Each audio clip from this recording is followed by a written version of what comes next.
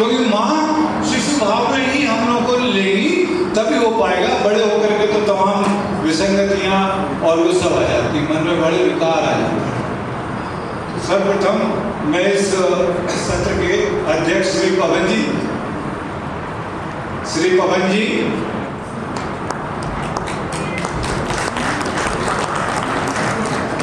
से शायद हमारी वेवलेंथ मिलती है इस मामले में कि तो पवन जी के बाद हमारे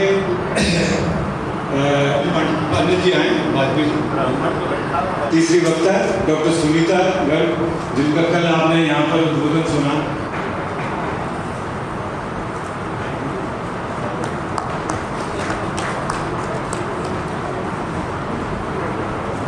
चूँकि इसमें उस तरह का फॉर्मेलिटी नहीं है, तो मैं जल्दी से इसको कार्यक्रम को आगे बढ़ाता हूँ और समाधान हो, ये है आज का विषय। मेरे परम गुरु सब यहाँ पर सुशोभित हैं, उनके साथ मुझे स्थान देकर वास्तव में आज मैं सौभाग्य अनुभव कर रही हूँ।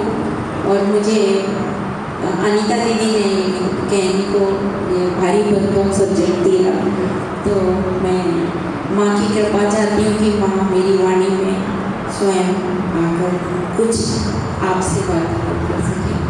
विश्व की, जैसे कि हमने सबसे पहले दीदी के कार्यक्रम में गए थे हम, कीर्ति दीदी के, तो सबसे पहले सेंटेंस हमको मिला, वन मैन्स परफेक्शन इज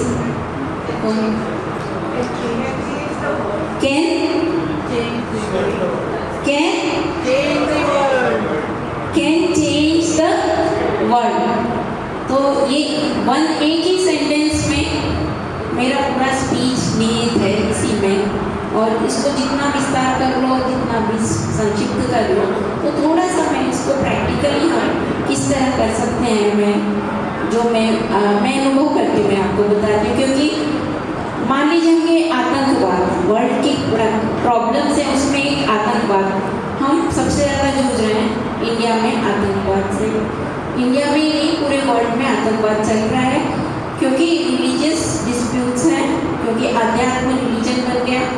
पहले कभी बड़ा सुंदर सा अंगूर, टेस्टी अंगूर था, अब वो शराब बनकर नशीला हो गया है और एक दूसरे को नष्ट कर रहा है। तो ये आतंक है। तो हम कहते हैं कि भाई सैनिकों ने आतंकवादी मार दिए, ये बहुत बड़ा आतंकवादी मर गया और ये बहुत बड़ा आतंकवादी मर गया। और इसलिए क्या श्री अरविंद जी की दृष्टि में क्या आतंक खत्म हो गया, आतंकवादी खत्म हो गए? तो क्या आतंकवाद खत्म हो गया? नहीं, क्योंकि आतंकवाद एक अपने आप में एक नेगेटिव फोर्स है, जो किसी व्यक्ति के द्वारा वो प्रतिष्ठित हुआ अपने जीवन में उनके। लेकिन आतंकवाद वो व्यक्ति के मारने से आतंकवाद खत्म नहीं होता। श्री अरविंद जी कहते हैं वो आतंक कहाँ है? हमारे अंदर के भीतर के, हम सबके जितने आक्रोश और आतंक बने हुए हैं हमारे भीतर के, वो एक क्यूमुलेटिव फोर्स बनकर आतंकवाद बनता है। अगर हमको विश्व से आतंकवाद को मारना है, तो श्री अरविंद जी कहते हैं कि पूर्व जन्म का कॉन्सेप्ट हमारा जो श्री अरविंद जी देते हैं वो वर्ल्ड का सॉल्यूशन है। क्योंकि आतंकी को मारने से आतंकवाद नहीं मरता, दुष्ट को मारने से दोष नहीं मरता। तो हमारे एक जो यूनिट्स हैं, हर एक यूनिट से आतंक को खत्म हमने अगर किया, तो हमने इस यूनिवर्स से आतंकवाद खत्म करने की एक पहल की। तो क्या संभव है? साधना के द्वारा संभव है। और जैसे ही हम अपने भीतर के आतंकवाद को खत्म करते हैं, हमारे अंदर में जब ह्यूमिलिटी आएगी, तो हमारे चारों ओर जो हमारा परिवार है, हमारे चारों ओर हमारे मित्रगण हैं, उनके भीतर भी ह्यूमिलिटी धीरे धीरे इन्फ्यूज होती चली जाएगी। ऐसे ही फैल कर, जिस तरह से पानी में आपने पत्थर फेंक, चीज की पावर की भूख, कीर्ति की भूख, तो जब हमारा कॉन्शियसनेस बहुत ऊपर उठ गया, तो हमको कोई फर्क नहीं पड़ता पावर मिला है हमारे।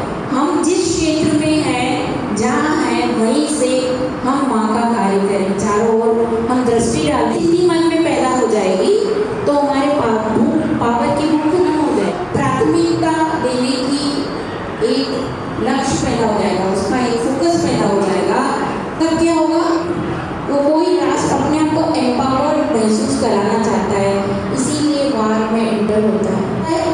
तो जितना जिसके पास पैसा है उसके पास उतना पावर है, यानी जिसके पास ये दो वर्ड बने, जो एक फर्स्ट वर्ड और सेकंड वर्ड, और हमारा जो है भारत दिखाया कि जहाँ शांति है वहाँ प्रगति है, जहाँ अध्यात्म है वहाँ प्रगति है। भारत ने शोर नहीं मचाया अपने पावर का, और जैसे ही उसकी सहिष्णुता से, एंटी एलर्जी से या विटामिन की गोलियों से स्वास्थ्य प्राप्त किया जा सकता नहीं।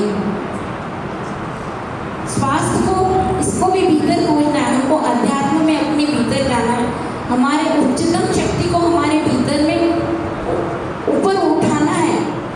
इतना प्रभावी हो गया है कि हम विश्व की किसी भी घटना से अनजान नहीं है। ग्लोबल विलेज हो गया है विश्व।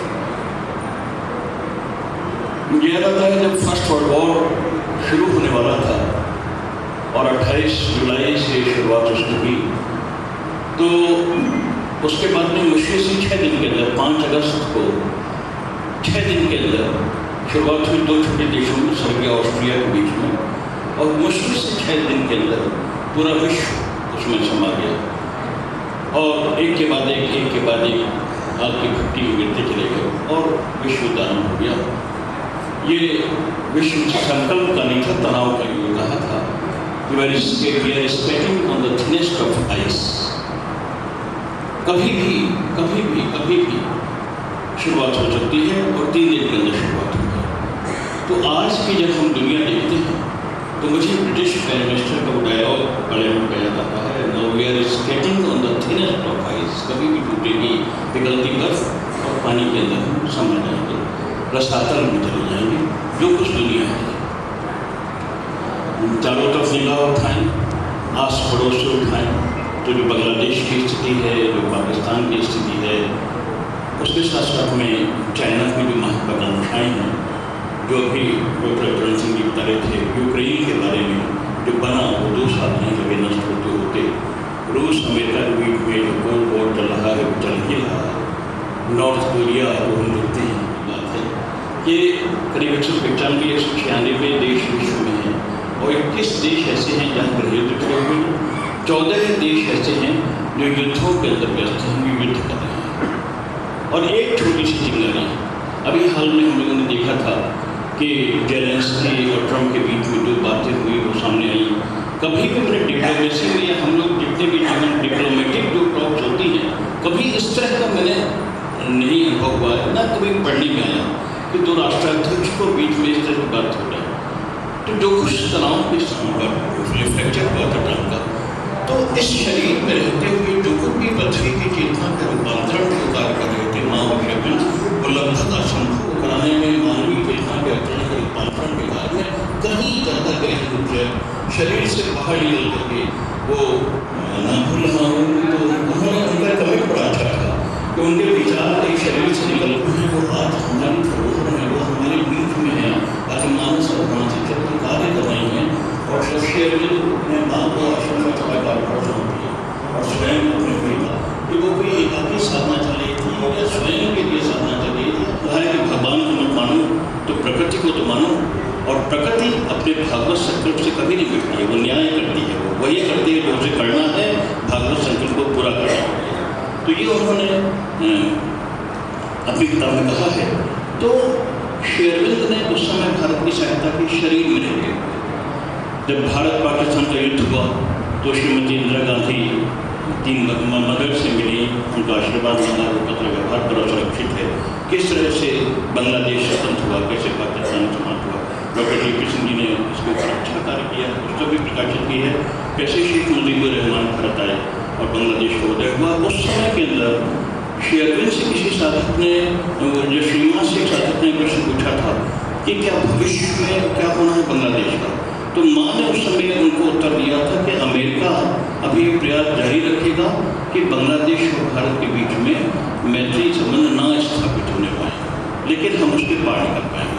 तो अविभाजित भारत का नक्शा, उसके साथ माँ की वाणी, युद्ध के अंदर माँ की कितना प्रयास कर रहे थे। इसलिए आपको उदाहरण दे रहा हूँ, आप कल्पनातीत है कि जब वो उस समय हर जगह व्याप्त हैं तो कितना कुछ कार्य जगत में चल रहा होगा।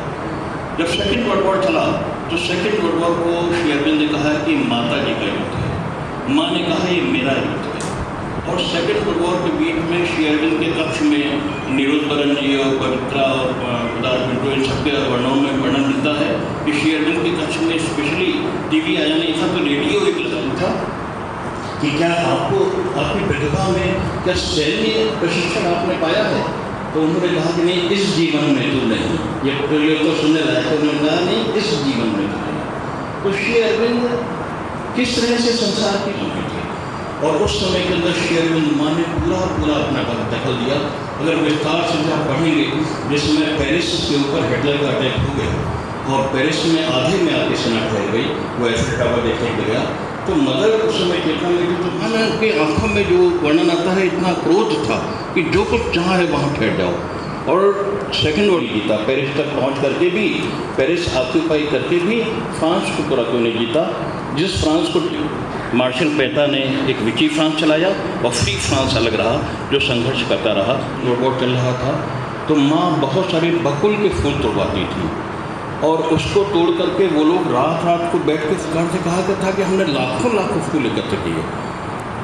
बाद में उत्तर में माँ ने कहा था करीब 15-20 सालों बाद कि उस समय के अंदर मेरा प्रकृति के साथ एक कॉन्ट्रैक्ट, एक अनुबंध हुआ था कि हर पुष्प एक पुण्य आत्मा के रूप में, एक आत्मा के रूप जो पारलौकिक तरीके से है, माँ की शक्तियाँ युद्ध के बीच में बराबर ही कार्य कर रही थी। जिस समय सेकेंड वर्ल्ड वॉर चल रहा था, ब्रिटेन के साथ लड़ाई शुरू हुई, तो दूसरी महत्वपूर्ण घटना यह है कि ब्रिटेन की लड़ाई बीच में छोड़ करके 1941 में और अपने ही मित्र देश रशिया के ऊपर हिटलर ने अटैक कर दिया, जो बहुत अजीबोगरीब बात थी कि वो तो मित्र देश था और मित्र देश के ऊपर अटैक कर दिया और इंग्लैंड के ऊपर जब बमबारी हो रही थी उसको रोक दिया और इंग्लैंड को वो युद्ध वहाँ का वहाँ छोड़ दिया। तो ये भी अपने आप में बहुत विचित्र घटना थी। विंस्टन चर्चिल ने 1942 में प्राइम मिनिस्टर था, वॉर रूम में रहकर के संचालन कर रहा था, उसने बयान दिया था कि मैं महसूस कर रहा हूँ कि कोई उच्चतर शक्ति हमारे ऊपर हस्तक्षेप कर रही है, वो हमारी मार्गदर्शक है और हमें लोकतांत्रिक मूल्यों की रक्षा के लिए हमको प्रेरणा दे रही है। आगे मैं कृपया आए और अपने अध्यक्षीय भाषण का संबोधन कर सबका मार्गदर्शन करें।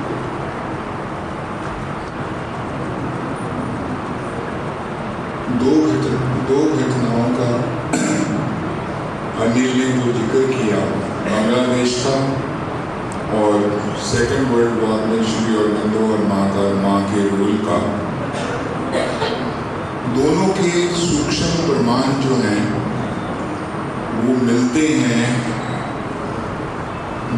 जिन्होंने बांग्लादेश में जिन्होंने मुक्तिवाणी सेना का ऑर्गेनाइजेशन किया था, he was from Patiala at that time as brigadier major, बाद में वो रिटायर हुए मेजर जनरल ओएस कालकट, और उनके जो सीनियर थे जनरल जैकब, बाद में पंजाब के गवर्नर बने, उन्होंने वो चिट्ठी दिखाई सारे चंडीगढ़ के लोगों को जिसमें माँ ने लिखा हुआ था अटैक फ्रॉम द वेस्ट।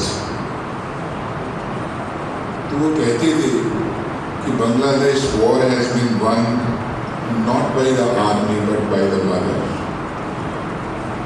और मार्गरेट रिची जो है, उनकी एक बड़ी सुंदर किताब है the light that shone in the Abish.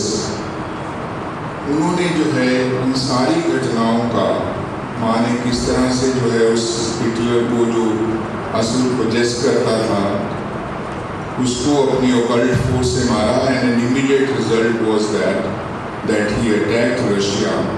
And जहाँ पर ने लिखा भी है, खुद कहा भी है, जो अशोक जी ने जिसका वर्णन किया कि whenever there was a pressure of evolution on the earth, me and Sri Aurobindo were always present in one form or the other. तो ये सारा अनिल ने बहुत डिटेल से इसके बारे में चर्चा की है। श्री अरविंद कहते हैं कि इस जो हमारा समाज है वो अलग अलग अवस्थाओं से गुजरता है।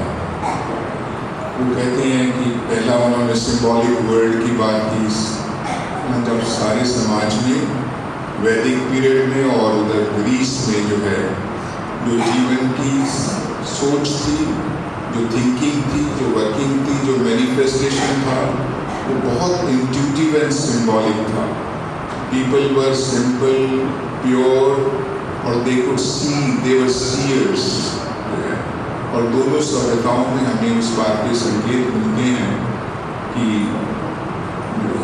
जीवन जो है इस तरह से बहुत प्योर एंड इंट्यूटिव था इन वैदिक पीरियड एंड इन ग्रीस जो है अपने जीवन में मैनिफेस्ट करता है, अभिव्यक्त करता है, और फिर उसको जो है धीरे धीरे करके उसका जो लिविंग ट्रूथ है वो पीछे रह जाता है। तो forms becomes very important and that form we can give an example of है। हमारा व्यक्तित्व हमारे व्यवहार में प्रतिबिंबित होना चाहिए। सो हमारी जो समाज के प्रति जो ड्यूटी है, कर्तव्य है और एस्पिरेशन भी है, हम सब चाहते भी हैं कि हम जो है जीते जाते जीवंत उदाहरण बने माँ श्री अरविंद के जीवन का, उनकी चेतना का। वो जो फूलों में दिखाई देखती थी श्री अरविंद जो है वो सारे जगत में देखते थे, उसका उदाहरण हम अपने जीवन में जितना उतार सकें। But for that vast change, Savitri की कुछ लाइनों से जो है मैं अपनी बात को कहते हैं कि what should the earth do, very famous lines, पहले भी आपने सुनी होंगी बट उनको बार बार कहने को मन करता है। Earth must transform herself and equal heaven. Earth must transform herself and equal heaven, or heaven descended to earth's mortal state. But for such vast spiritual change to be out of the mystic cavern in man's heart, the heavenly psyche must put off her veil and step into the common nature's crowded rooms. Heavenly psyche, हमारा जो psychic being है वो जो है सामने आना चाहिए। उसको जो है जब तक वो सामने नहीं आएगा तब तक जो है हमारी सारी एस्पिरेशन जो है उसको एक ह्यूमन अवतार के रूप में सत्यवान जो है वो है। तो उन्हीं की जो तत्व आवाज़ है, उन्हीं की जो हायर कॉन्शियसनेस है वो उनको कमांड देती है। और ये लाइनें जो हैं हमें हमारे साइकिक बींग को आगे लेके आने के लिए इतनी सुंदर प्रोसेस भी है, धारणा भी है और इतनी मंत्रिक लाइन है ये।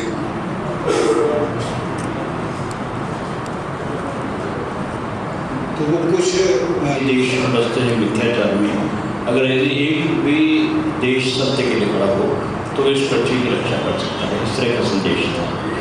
तो और श्री अरविंद ने यह कहा है कि शिवाजी को रामदास को काबुल को मेजनी के बीच प्रकट होना होगा, तो राजा जनक का आदर्श, तो उन्होंने शिवाजी ने जो योगी राजा का आदर्श प्रस्तुत किया है, राजा और योगी का, वो समय देश के लिए, भारत के लिए चुनौती है। वो संदेश ऐसा लगता है भारत के लिए ही था कि अगर एक भी देश सत्य के लिए खड़ा होगा तो हम बंधु के रूप में, दरोगा के रूप में, दबाने वाले के रूप में, भाई के रूप में खड़े हो, जैसे कोरोना के बीच हमने किया या जैसा भूटान के साथ हमारे रिश्ते हैं। तो हम मानवता के रक्षक के रूप में नहीं जैसा कि कल उदाहरण दिया कि भगवान श्री राम ने लंका को तो जीता लेकिन उसको आधिपत्य नहीं किया, वहाँ पर ऐसा कोई भी प्रयास नहीं किया कि अधीन किया हो या वहाँ की नीतियाँ वैसे भी, बस लंका को जीता था, छोड़ के उनको देकर के चले गया, केवल उनको विनाश करना था पूरी शक्ति। तो भारत वो नेतृत्व कर सकता है, हमारे देश की मेधा में वो क्षमता है। मुझे याद आया वो शेर उनका संदेश भी जो 1967 में प्राप्त हुआ। और हमारे राजनेता, ये खुशी की बात है कि कल भी हमारे बीच में राजनेता थे, प्रखर राजनेता हैं और विद्वान हैं, तो वो नेतृत्व देश का करें खुशी की बात है। एक दो उदाहरण से ने कहा है, मनोज ने अभी पवन भैया ने भी कहा, जॉन केली एक सैनिक था जो अमेरिका का था और सेकेंड वर्ल्ड वॉर में करीब 22 साल का लड़का था। तो उसको शेरविन दिखाई पड़ते थे और उसको गाइड करते थे, तुम ये गोली मत चलाओ, यहाँ से जल्दी से निकल जाओ, खाई से निकल जाओ, ये दरवाजा बंद कर लो, कई जगह उसको बराबर निर्देश देते थे। तो समझ नहीं पाता था कि मुझे वो सर करके उनसे बात करता था। बाद में बहुत बार वो मैं जब वो पॉन्टेरी आया तो उसने कहा कि वो जो शेरविन को उन्होंने चित्र लिखा, बोले यही साक्षात रूप में मेरे पास आते थे।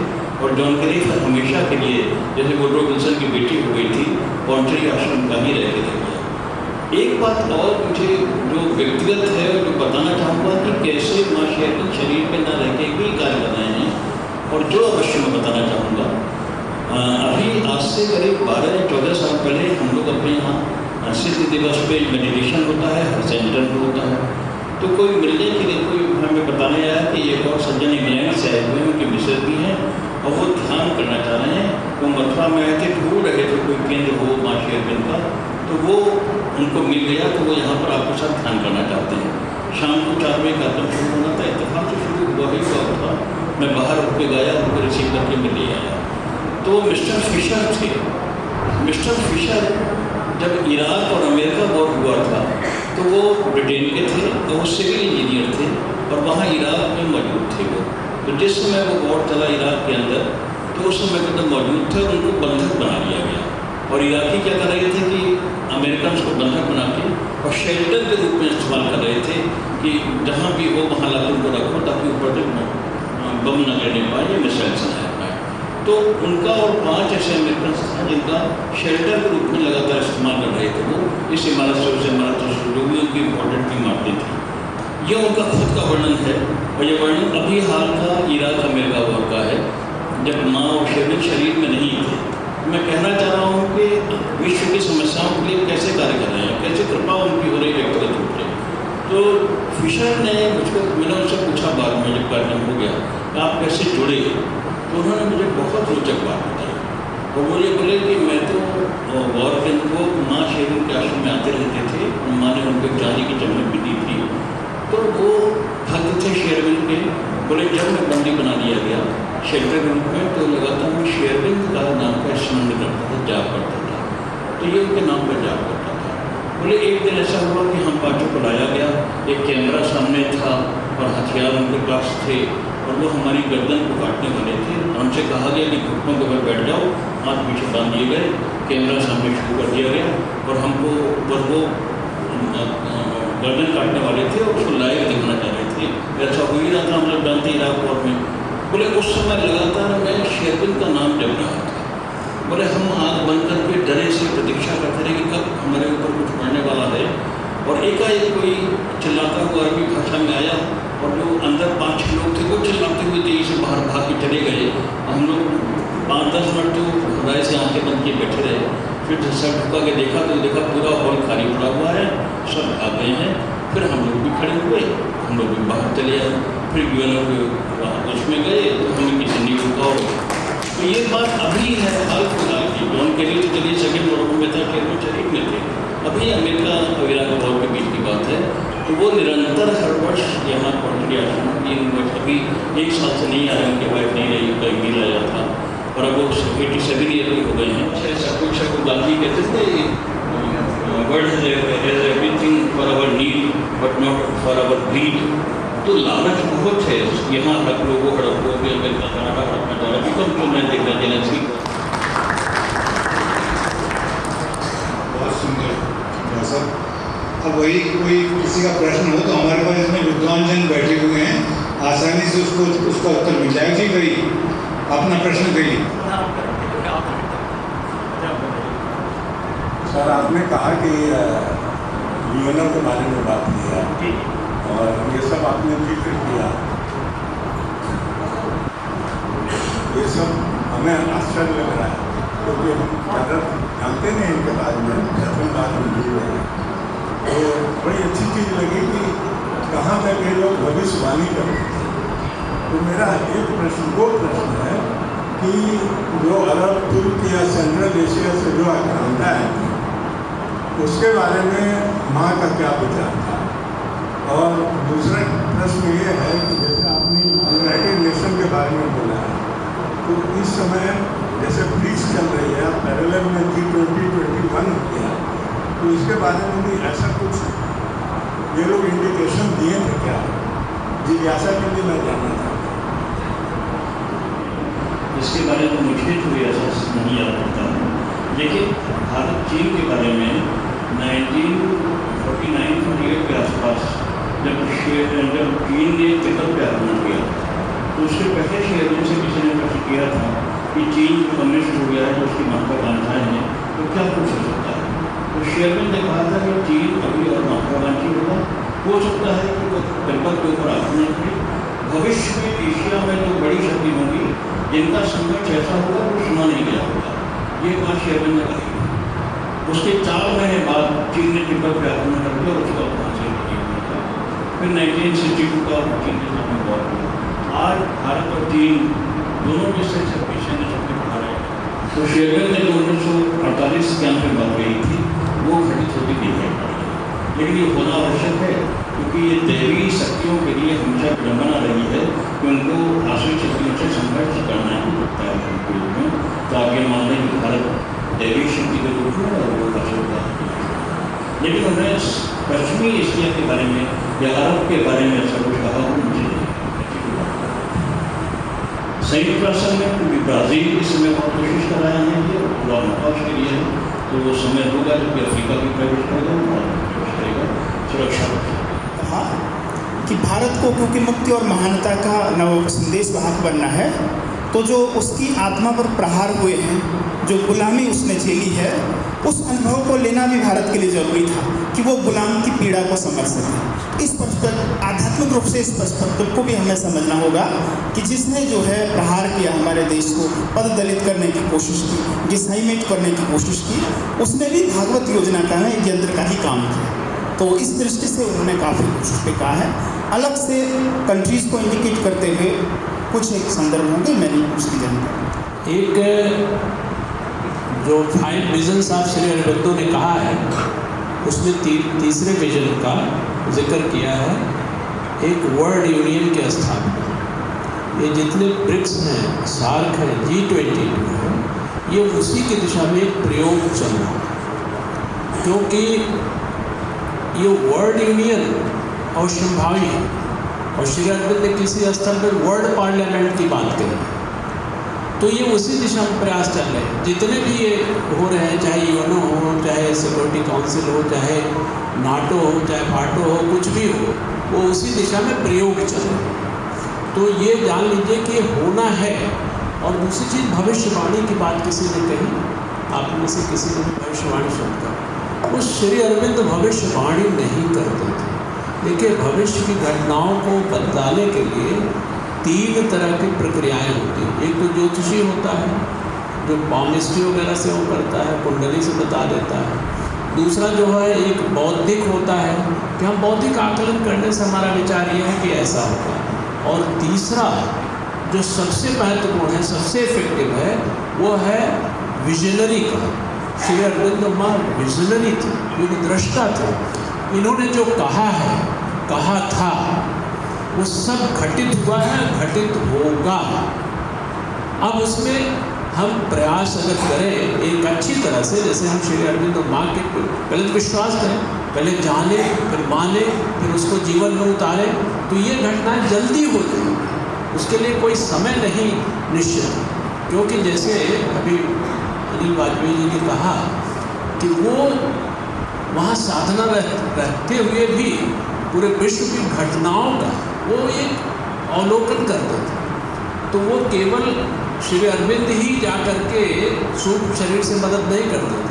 और जो जॉन केली की बात कही ना, उन्होंने कहा, बड़ा कैटेगोरिकली लिखा है कि सर तो हम सबको कहते हैं, आर्मी का आदमी है, सर तो सबको कहते हैं, इनको मैं क्या करूँ? तो उन्होंने कहा कि इनको मैं ग्रेट सर कहूँगा। तो श्री अरविंद को सर नहीं कहते थे, ग्रेट सर कहते थे।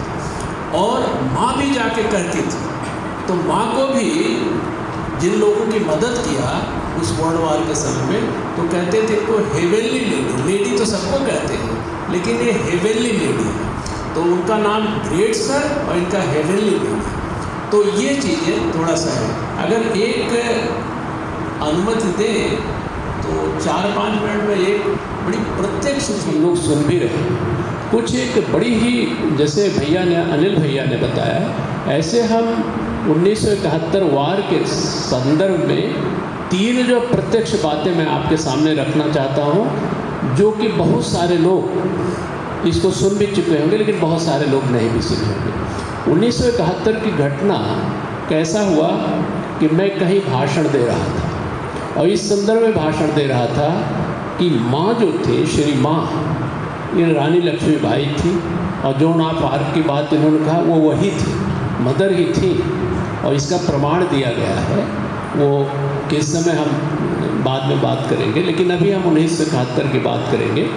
हमारे यहाँ एक लेबर कमिश्नर थे, हमारी श्री अरविंद सोसाइटी के वाइस चेयरमैन थे। उन्होंने जो घटना बताई मुझको, वो और 1971 के समय जो आर्मी चीफ थे बांग्लादेश में, जगजीत अरोड़ा, ये दोनों वहाँ पे बेंगलोर में एक होटल में रुके हुए थे। तो उन्होंने इनको बताया, और मैं उस मदर के योग से इसको कोरिलेट कर रहा हूँ, बिल्कुल सत्य घटना है। तो उन्होंने कहा कि डॉक्टर साहब इस स्थिति में थे, क्या किया था, लेकिन इनका ऐसे विचार आया कि इसको हम थोड़ा सा झूठ का सहारा लें। जैसे अश्वत्थामा वाली बात वहाँ है, तो यहाँ पे भी झूठ का सहारा लें। तो हम लोगों ने ये प्लान बनाई कि चलो इनको कहते हैं कि आप लोग चारों तरफ से घिर गए। और क्यों कहा? क्योंकि उनकी सेनाएं पाकिस्तानियों की बहुत ज़्यादा थी, हमारी कम थी। उनके पॉकेट्स क्या थे ये हमको नहीं मालूम था, लेकिन उस झांसे में कि आप लोग चारों तरफ से घिर गए हो, सरेंडर कर दो नहीं तो मार दिए जाओगे। 93,000 या 95,000 फिगर बदलता है। इतने सैनिकों ने, नियाजी ने, उनका जो आर्मी चीफ था, उसने सरेंडर कर दिया। कहने अगर वो मरने मारने पे तुल गए होते तो शायद हम हार जाते, लेकिन पता नहीं कैसे ऐसा हुआ कि एकदम से हमारे मन में विचार आया। ये जो उन्होंने जनरल क्या नाम, आर्मी चीफ ने, हमारे कमिश्नर साहब से होता है, कमिश्नर साहब में होता है। अब अभी हमारे ख्याल से कोरोना के जस्ट पहले मेरा एक कैंप लगता है गीता पे, श्री अरविंद पे, नैनीताल में। वहाँ कैंप में एक पार्टिसिपेंट थे, कोई आर्मी के ऑफिसर थे, तो सिगरेट बहुत पीते थे। तो हमारे साथ ट्रैकिंग कर रहे थे, उनकी मिसेज और मेरे 2-3 लोग। तो हमने उनसे कहा ही वॉज 71। तो हमने कहा आप सिगरेट बंद कर दो, अभी तो बहुत अच्छी मतलब आपकी फिजिक है। मैं डॉक्टर साहब 71 के वार में मैं जेट पे रहता था, और कब ऑर्डर आ जाए तो मैं जेट लेके उड़ जाता था। उस समय मेरा साथी सिगरेट होता था, इसलिए तब से आदत पड़ी। तो मैंने उनसे कहा ये बताओ, ये घटना जो मैंने आपको बताई ये मैंने सुनी है, और आप तो वहाँ प्रत्यक्षदर्शी हैं, इसका जिक्र करिए। तो उन्होंने कहा कि ये बिल्कुल सत्य घटना है। उसमें एक चीज़ और जोड़नी है कि हम लोगों ने क्या किया था कि बे ऑफ बंगाल में हॉरिजॉन्टली अपने शिप्स लगा दिया था, क्योंकि वहाँ से मतलब पाकिस्तान से जो शिप आवे उनकी रसद लेकर के उनको हम रोक सकें। और पाकिस्तान जो इसमें पश्चिम पाकिस्तान है, उसमें दोनों पाकिस्तान एक ही थे। तो ये पाकिस्तान चाहता था ये लोग सेकेंड ग्रेड के नागरिक बने रहे, तो चाहता भी नहीं था कि इनकी स्थिति सुधरे। लेकिन वो उस समय हमारी स्थिति ऐसी थी जो आप कह रहे हैं, और वो मरने मारने पे तुल गए होते तो हम लोग हार जाते। अब ये तो इन्होंने मुझसे बताया। एक तीसरा ऐसे संदर्भ कि हमारे यहाँ एक प्रिंसिपल थे, हैं अभी भी रिटायर्ड प्रिंसिपल है, उनसे जब मैंने घटना की जिक्र किया तो उनका हमारे एक रिलेशन आर्मी में थे उस समय भारत ने पाकिस्तानियों की आवाज़ में ये जो है कहा कि आप लोग घिर गए, और बिल्कुल उनको विश्वास हो गया और एकदम से वो लोग जो है सरेंडर कर दिए। और इनफैक्ट इसके पहले डॉक्टर DP सिंह साहब हैं, धनपाल जी नहीं है, चले गए। वो भैया ने कहा एक वहाँ से मैंने मंगाया था किट्टू रेड्डी का, जिसके बारे में बहुत डिटेल हमारे पवन जी जानते हैं। किट्टू रेड्डी से इनके यहाँ ये पटियाला में मेरी मुलाकात हुई थी, तो उन्होंने ये 1971 के युद्ध का एक जिक्र किया तो मैंने आश्रम से मंगवा के उसका ट्रांसलेट सुल्तानपुर में कराया और हिंदी जोन के सभी सेक्टर्स को भेजा गया है। तो उसमें डिटेल में मदर ने कैसे मदद किया था, और मदर बांग्लादेश का मानचित्र अपने टेबल पर रखते थे और उसके लिए कुछ योग करते थे, और वो कहते थे I want to have Bangladesh liberated. और आप समझ लीजिए कि वहाँ के जो आर्मी लोग थे, जैसे जैकब का नाम लिया, एक और भी लोग थे, कई लोग जिसको मदर के ब्लेसिंग पैकेट मदर ने दिए थे, उन लोगों ने उसका प्रयोग किया। और इंदिरा गांधी मदर को इंदिरा गांधी ने लेटर लिखा था, उस लेटर बिल्कुल हूबहू लिखा था। मदर ने इंदिरा गांधी को जवाब देते कहा कि आपके नेतृत्व में भारत सुरक्षित रहेगा विद माई ब्लेसिंग्स, और मदर ने वो अपना सिग्नेचर किया। ये चीज़ घटनाएं हुई थी जो बड़ी इंटरेस्टिंग है, और इससे पता चलता है कि इस देश में ये आंतरिक शक्तियाँ कितना इसके लिए कार्य करती हैं। और फाइनली 1909 में श्री अरविंद के गुरु जो लेले थे, विष्णु भास्कर लेले, उन्होंने कह दिया था कि भारत की लड़ाई, स्वतंत्रता की लड़ाई भगवान खुद लड़ रहे हैं, और भारत 1947 में स्वतंत्र होगा। ये लिखा हुआ है, मोहन जी के पास भी रिकॉर्डिंग है और बुक भी लिखा है। और आप देखिए कि क्या संयोग नहीं है, जैसे पूर्व निर्धारित है 15 अगस्त के दिन ही भारत स्वतंत्र हुआ, जो श्री अरविंद का जन्मदिन। तो इस चीज़ को हमें रियलाइज करना है, और हमारा कर्तव्य क्या है, माँ के प्रति जुड़ो खूब अच्छी तरह से, और अपने कर्तव्य को मेरे प्यारे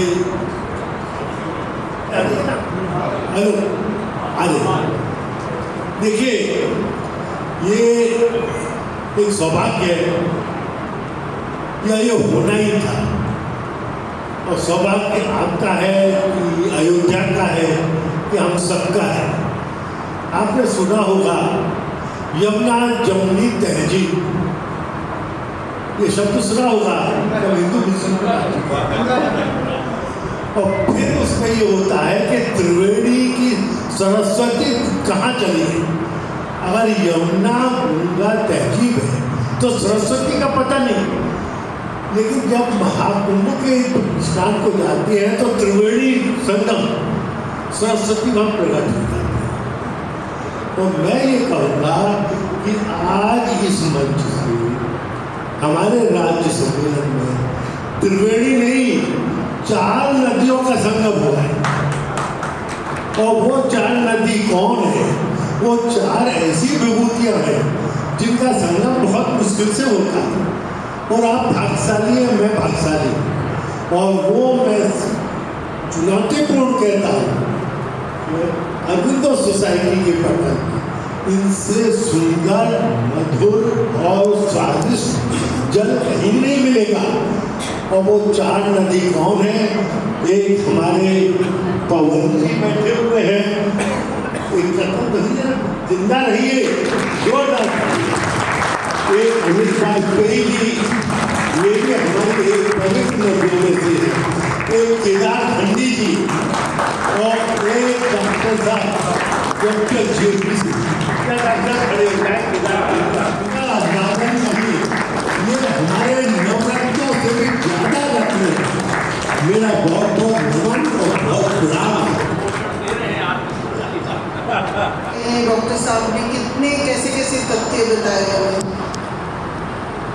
क्या हम लोग को सबको मालूम थी वो बातें? नहीं मालूम थी ना।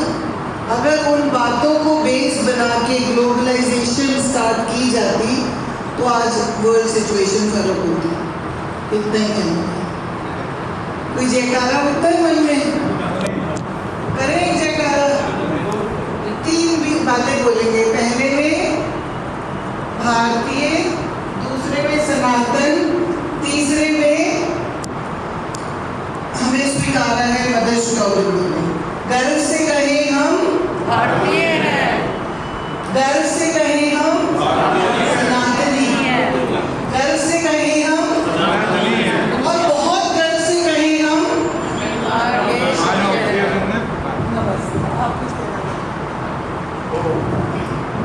कि एक अकेला वो one man's labour can save himself still save the world. तो बोले कोई बोलना चाहेगा क्या? तो मेरे को एक आश्रम के साधक भाई है, मेरे मित्र भी है, डॉक्टर सतीश साहब भी है, वहाँ पर होम्योपैथी डिस्पेंसरी थी, तो मेरे क्लोज फ्रेंड भी है। तो उन्होंने मेरे को एक आश्रम का किस्सा सुनाया था, इसलिए वो ऑथेंटिकेट है।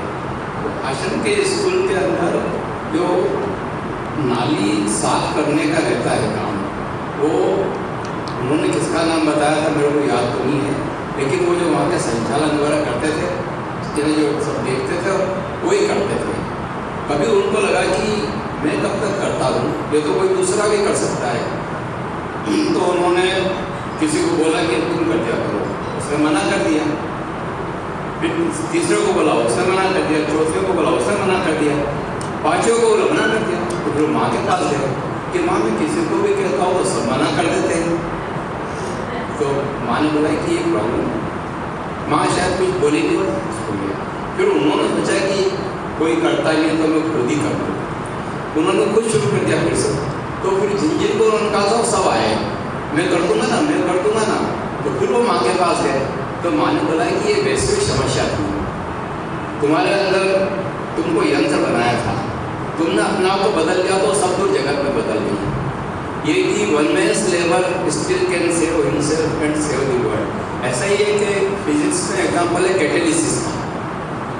एक कैटेलिसिस का कण डाल दो अच्छी घड़ी चाशनी के अंदर, तो सारा कैटेलिसिस बन जाता है।